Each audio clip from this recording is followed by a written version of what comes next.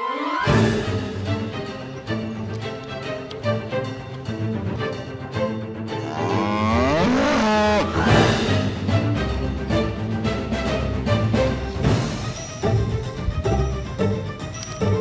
dust? Laban sa mad cow disease? Baka pwede. Anong baka-baka? Pwede!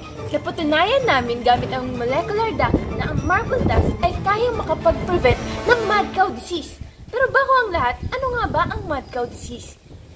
Ang mad cow disease ay isang uri ng sakit kung saan inaatake ang utak ng mga baka.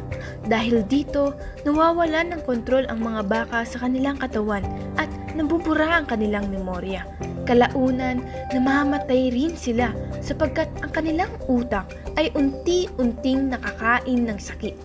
Ang sanhi ng mad cow disease ay ang abnormal na prion proteins. Ano nga ba ang prion protein? Ano po muna ang protein? Ang protein o protina ay isang uri ng mahalagang molecule na binubuo ng amino acids. Matatagpuan ito sa katawan at mga pagkain. Kapag kumain tayo ng pagkain mayaman sa protina, nakukuha ng katawan ang protina sa pagkain na ginagamit sa pagpapanatili at pagpapaunlad ng kalusugan. Protina siyang responsable sa pagbuo o pagsasaayos ng estruktura ng katawan pati na rin sa metabolismo. Ngayong alam na natin ang protein, ano naman ang prion protein? Ito ay isang uri ng protein na matatagpuan sa katawan ng isang tao at mga hayop katulad ng baka. Sa karaniwang kalagayan nito, ito ay isang normal lamang na bahagi ng proseso ng katawan at walang epekto. Ngunit, ang prion protein ay maaaring magkaroon ng maling forma o hugis at tinatawag natin itong abnormal prion protein. Pero, paano nga ba ito nagdudulot ng prion diseases? Kapag ang isang normal prion protein ay naging abnormal, maaari itong magdulot ng isang domino effect, kung saan ang iba pang mga normal prion protein ay maaari ring maging abnormal. Ang nakakatakot sa prosesong ito ay ang kakayahan nitong makahawa ng iba pang normal prion protein sa isang katawan na nagdudulot ng nakakahawang sakit.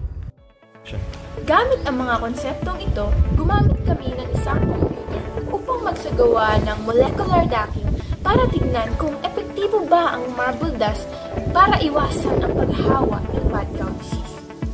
Ano po muna ang marble dust?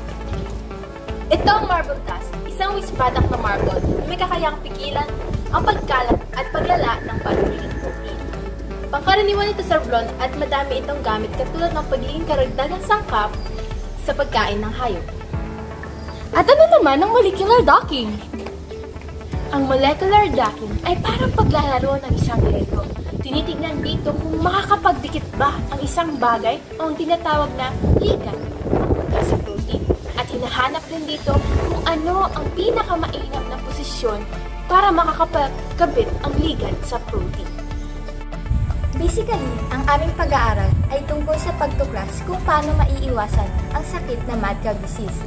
Gamit ang marble dust na ito, pinipigilan nito ang pagbuo ng abnormal na prion protein na nagdudulot ng sakit. Ang kakayahang ito ng marble dust ay inaral namin gamit ang isang proseso na tinatawag nating molecular docking. Kung makikita nyo rito, ito ang marble dust at ito naman ang normal na prion protein. Ang marble dust na ito ay kayang kumapit sa normal prion protein ng isang baka, kaya pwede nitong mapigilan ang pagbuo ng abnormal na prion protein dahil wala na itong puwang na makakapitan.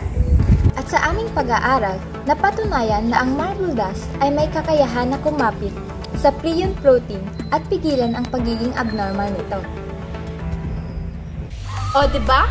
Bato na nga, naging gamot pa. Akalain mo yun? Tunay ngang lahat ng kaalaman ay nagsisimula sa, baka. At gamit ang siyensya, ang ating mga baka ay nagiging aha!